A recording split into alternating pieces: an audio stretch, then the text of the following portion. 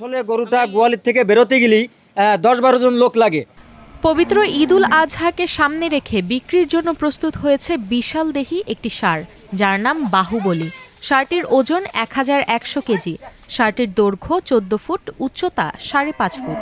নড়াইলের কালিয়া উপজেলার খড়রিয়া মিনাপাড়ায় একটি খামারে বিশাল আকৃতির ষাঁড়টি দেখা গেছে। সাদা কালো রঙের ফ্রিজিয়ান শাহিওয়াল জাতের ষাঁড়টি শান্ত স্বভাব ও সুন্দর অবয়বের জন্য আলাদাভাবে নজর কাটছে সবার। বিশাল দেহ হওয়ায় ষাঁড়টিকে বাইরে বের করতে কয়েকজন মানুষ লাগে।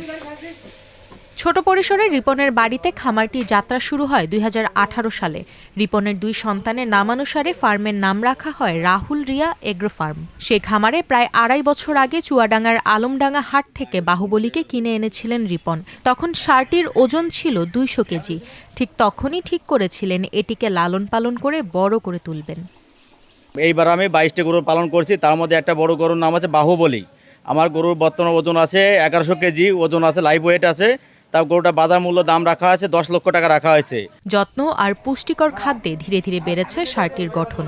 বিশাল দেহের কারণে ভালোবেসে নাম রেখেছিলেন বাহুবলী। প্রতিদিন ষাঁড়টির পেছনে ব্যয় হয় 800 থেকে 900 টাকা।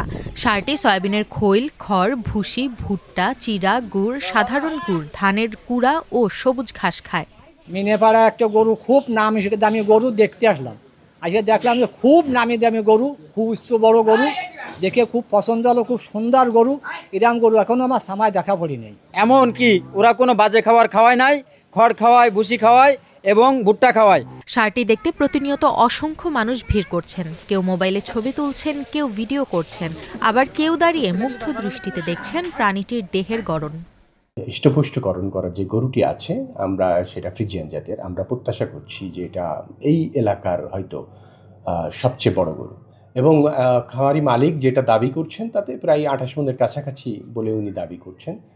তা আমরা প্রত্যাশা করি উনি ন্যায্য মূল্যটা পান এবং যাতে ভবিষ্যতে আরও তিনি আগ্রহবোধ করেন এবং আরও বেশি বেশি গরু পালন করেন।